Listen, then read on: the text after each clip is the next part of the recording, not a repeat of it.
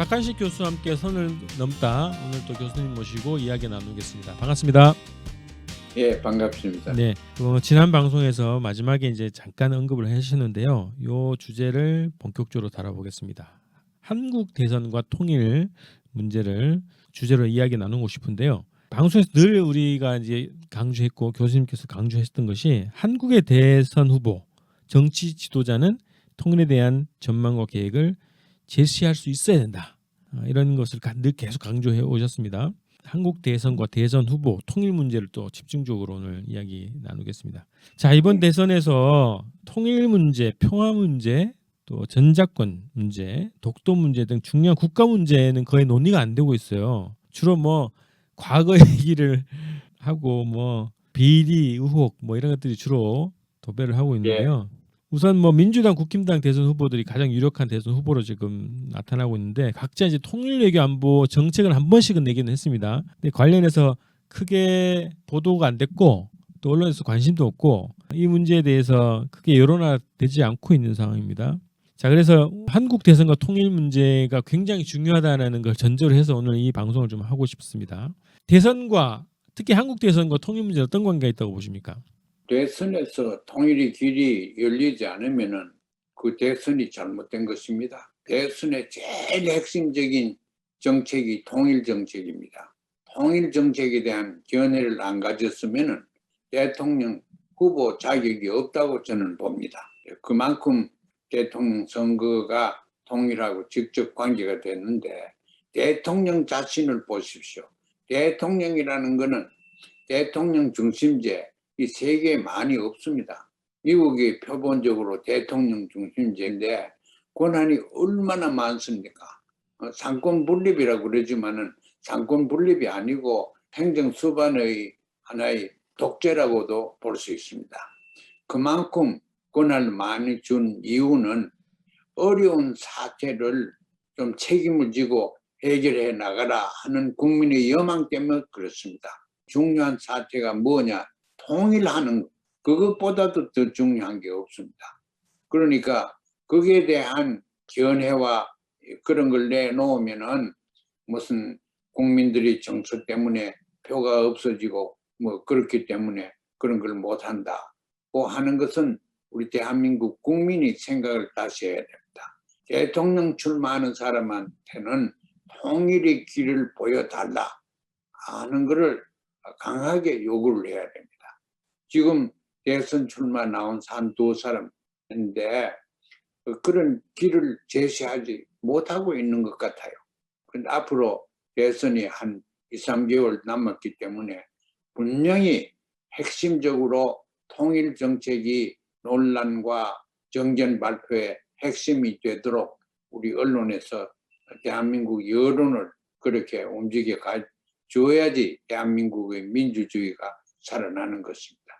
그러니까 박근혜 탄핵 이후에 정권 교체가 되고 남북 화해를 어쨌든 자기의 정책으로 하고 있는 정부가 섰기 때문에 그런 것들이 상호작용해서 어쨌든 판문점 선언, 평양 선언이라는 것까지 나올 수 있었다고 보거든요. 그래서 한국의 특히 이제 대선과 통일 문제 또 대외 관계 문제, 한미 관계, 한일 관계 이런 문제는 지대한 영향을 받을 수밖에 없다. 그 중에서도 통일 문제가 가장 중요한 그 대통령의 공약이 돼야 되고 정책이 돼야 된다고 보고요. 그것을 지닐 때만이 대선 후보 자격이 있다. 특히 분단된 한국에서 그런 이제 말씀이라고 생각을 하고요. 그 한국 대통령이 지내야 할 정치관 중에 가장 핵심적인 것이 통일에 대한 철학이라고 이제 볼 수 있을 텐데요. 어떤 정치관이 필요하다고 보십니까? 올바른 통일관을 가져야 되는데 그것은 어떤 개인 정치인이 마음대로 할 수 있는 게 아니고 우리가 남북 사회 역사적으로 보면은 둘 다가 바람직한 통일관이 있습니다. 6.15에도 나타냈고 그 제일 중요한 1조는 지금까지 6개 합의문에 보면은 우리 민족끼리 자주적으로 하자 이겁니다. 그러니까 통일을 하려고 하면은 민족끼리 만나야지요. 또 지난번에 문재인 대통령과 김정은 위원장이 만났을 때처럼 또 만나야 됩니다. 자꾸 만나야 됩니다. 그래서 대선을 하더라도 남과 북의 지도자가 만날 수 있는 그 밑에 있는 사람들이 만나봐야 아무 소용 없습니다.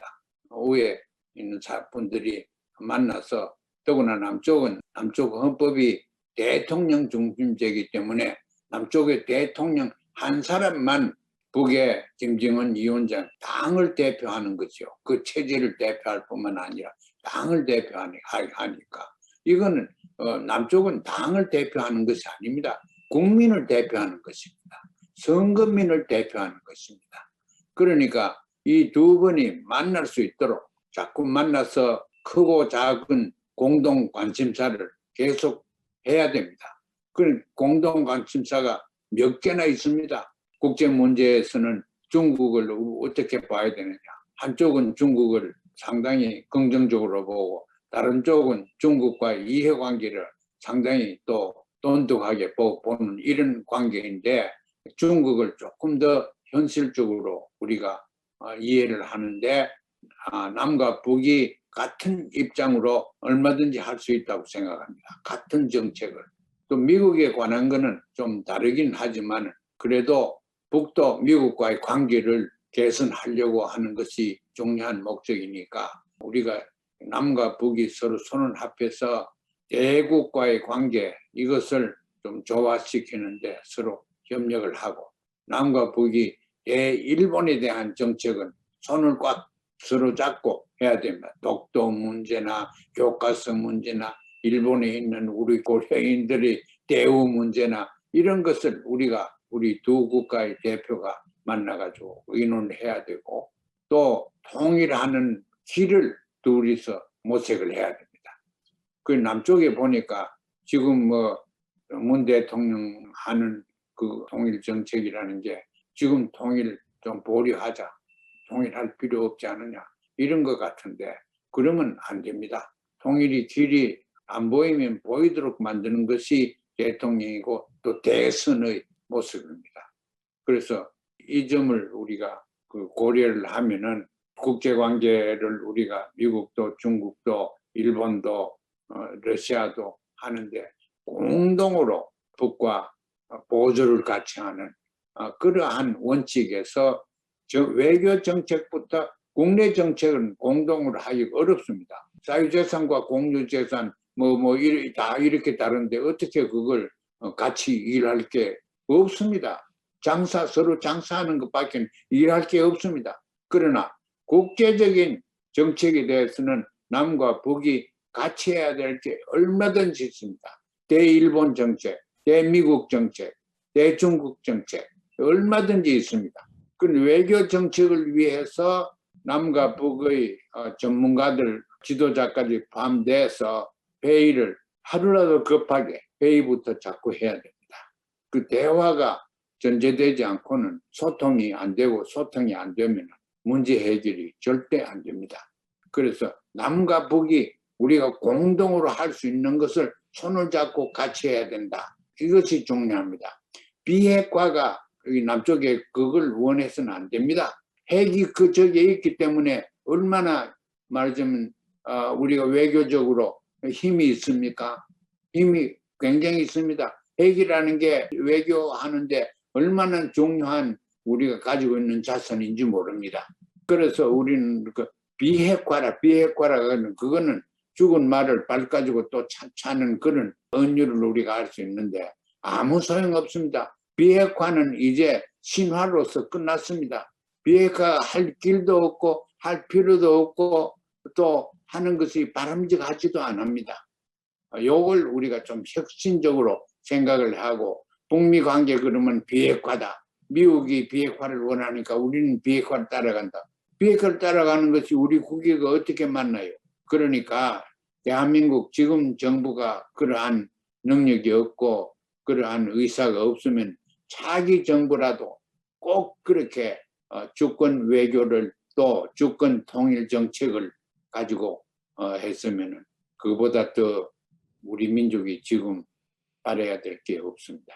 그게 딱 귀에 남네요. 모두 남북 합의, 남북 공동선언의 1항에 있는 우리 민족끼리 자주적으로, 이게 한국 대통령이 지내야 할 정치관, 통일관 중에 1번이라고 할 수 있겠네요. 그러면 민주당과 국힘당 대선 후보들이 발표한 외교 안보 통일 분야 공약을 보셨는가 모르겠는데 그 논평을 좀 해주실 수 있겠습니까?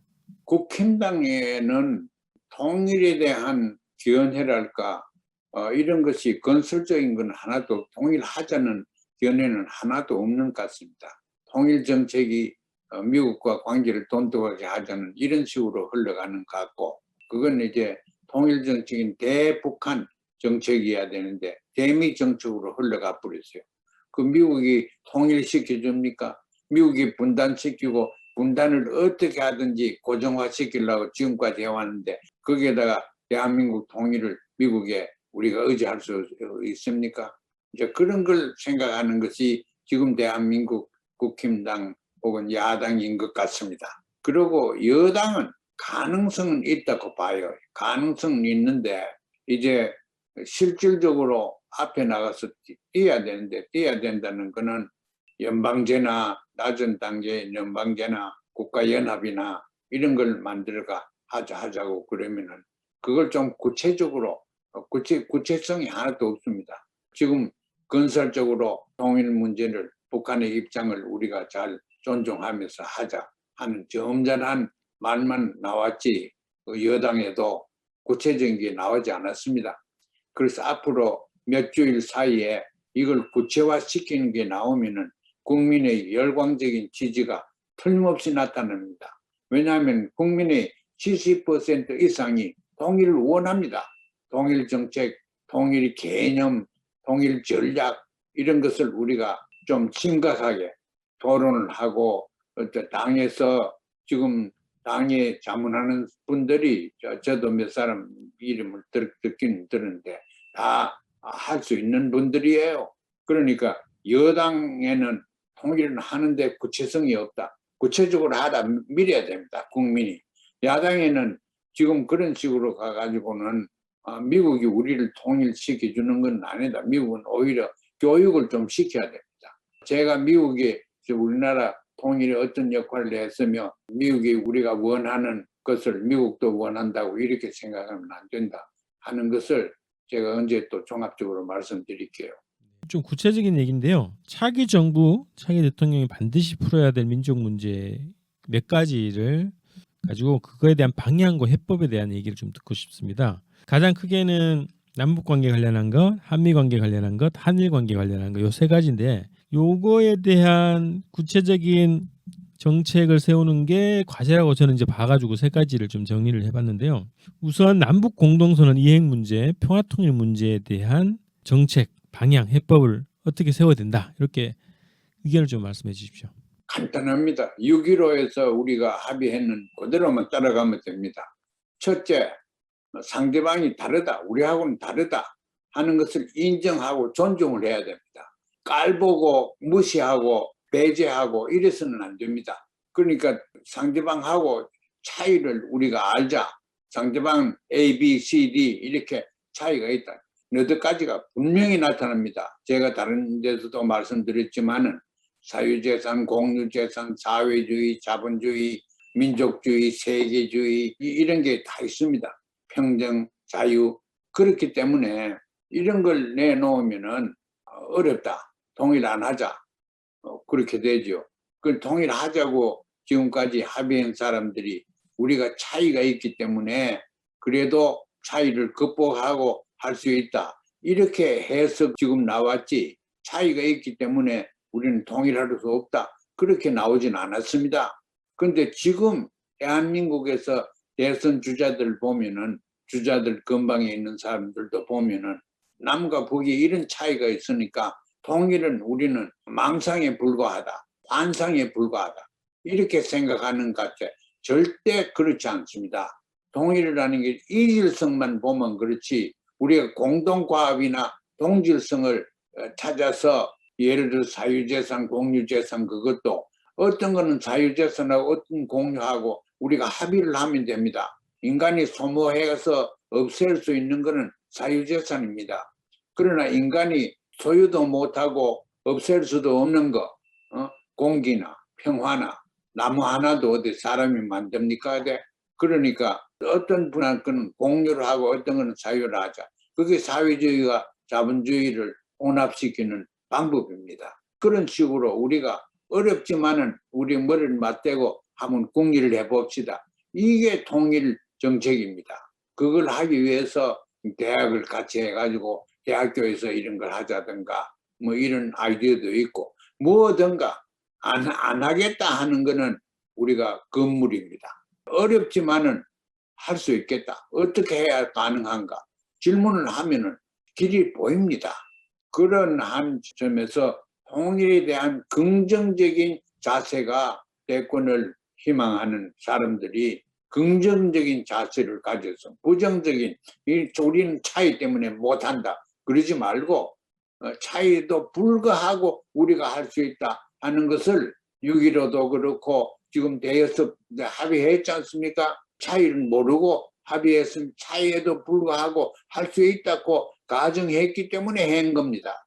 그래서 우리 역대 정부에서 합의했는 것을 우리가 지켜야지요. 남과 북이 그게 준해서 정책과 전략 전술을 이어나가면 통일의 길이 그게 통일의 길이죠. 바로. 이게 그 대선 후보들이 뭐 공정한 사회 그리고 뭐 4차 산업 시대를 대비해야 된다. 경제를 발전시켜야 된다. 복지를 늘려야 된다. 뭐 이런 얘기들 많이 하는데 통일 문제 없이 분단 문제 해결 없이 불가능하다. 그래서 통일이 살 길이고 미래의 가장 핵심적인 우리의 과제라고 생각합니다. 자, 그다음에는요. 이게 대외 문제에서 가장 중요한 문제 한미 관계 문제에 관련해서 교수님께서도 이제 전작권 환수가 가장 핵심적이라고 말씀하셨는데 전작권 환수를 비롯해서 한미 관계는 또 어떻게 또 방향을 잡고 풀어가야 되나 이 의견 좀 부탁드립니다. 근데 이거는 다른 큰 의견이나 그게 있을 수가 없습니다. 상식입니다. 외교적인 상식인데 미국의 문제가 국제 정치에 나오면 상식을 다 무시해 버리고 상식과 또 진정성 있는 진리가 없습니다. 그걸 전부 다 없애버려요. 한미 관계는 주권 국가로서 상식적으로 대우를 받으면 됩니다. 주권 국가로서. 그러니까 예를 들어서 작전권이 없다.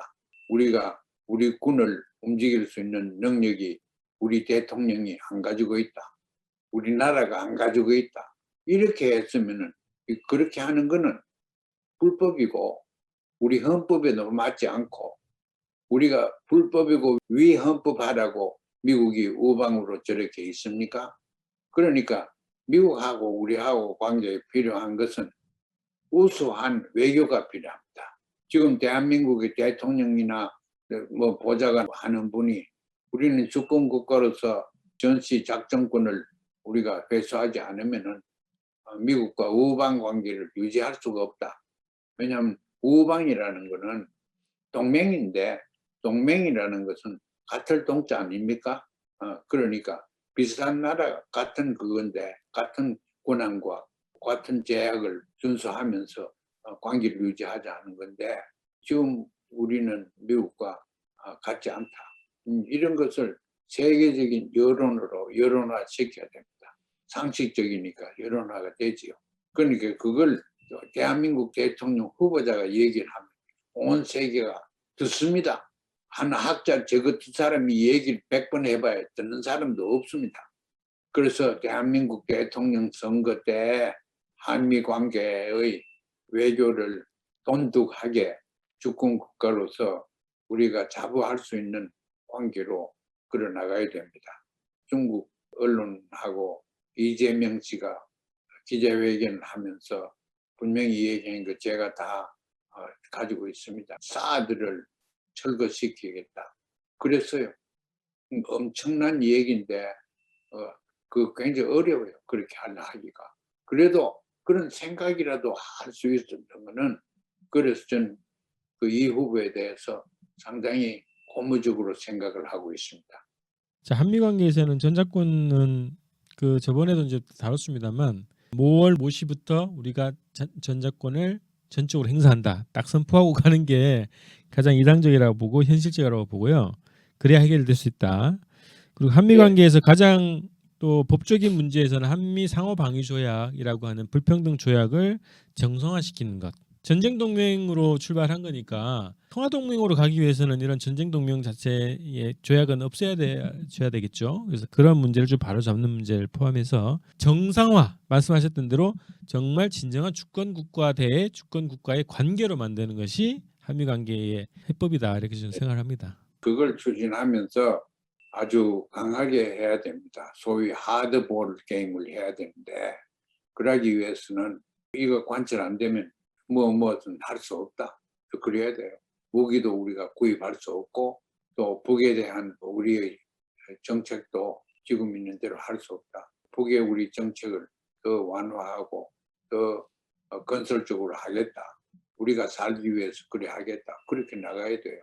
그런 폴리티컬 하드볼 게임을 대한민국 대통령께서나 대통령 후보들이 좀 밟아 나갔으면 하는 그런 희망이고 지금 얼마든지 할 수 있습니다.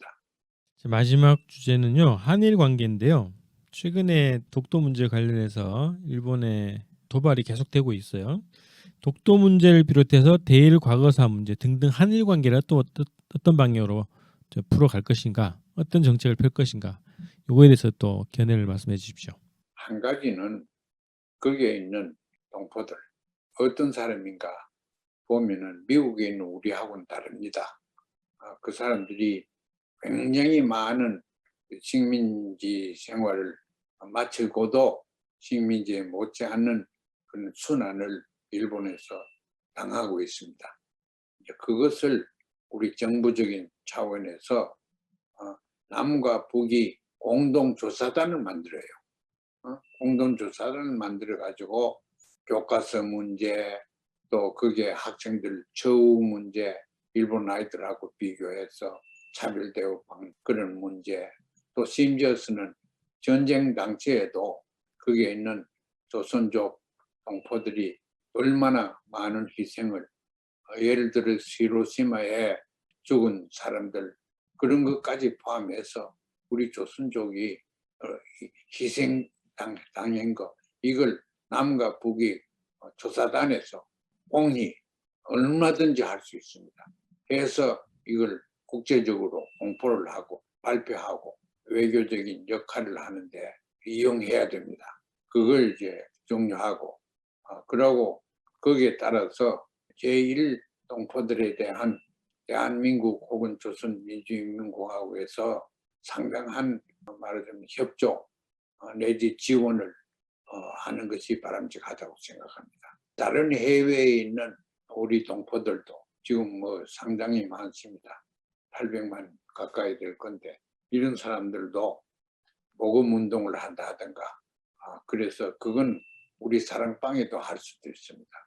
모금 운동을 해가지고 그분들을 돕고 그렇게 해야지요. 그 제일 동포를 무시할 수 없다. 우리가 그걸 제가 얘기를 합니다.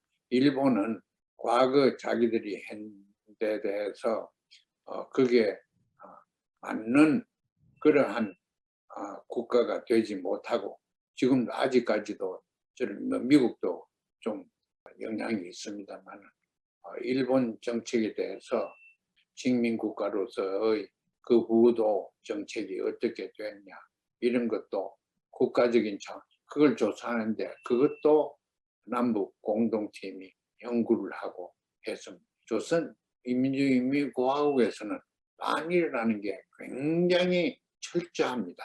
그러니까 항일 운동이나 또 그때 일본이 잘못된 거 이런 걸 우리가 연구를 하고 또 연구한 것을 발표하고 그렇게 할 뿐만 아니라 지금 동포들이 고난을 또 필요 이상으로 차별 대우를 받는 이런 것을 세계 국제 여론화시키고 우리가 그 사람들을 도와야 되는 민족적인 사명감이 있습니다.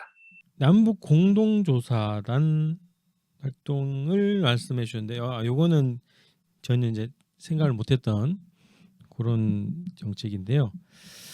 요런 걸 포함해 가지고 그 대일 관계 문제는 남북이 가장 정서적으로 또 현실적으로 가장 같이 행보를 할 수 있는 그 분야인 것 같거든요.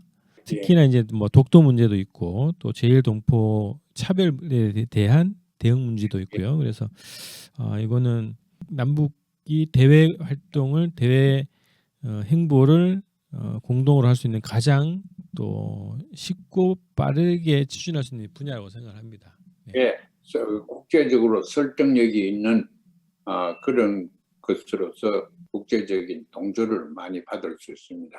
다만 미국은 그걸 원하지 않을 겁니다.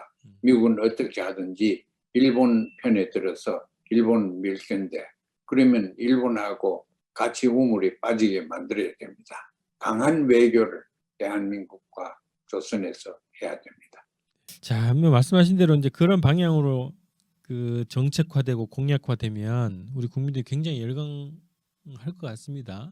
그래서 마지막으로 그 말씀 좀 듣고 좀 마무리할까 하는데요. 지금 대선에서 남북관계 통일 문제 이런 문제를 제기하면 불리하다라는 것이 정부 여당의 일각의 또 주장이거든요.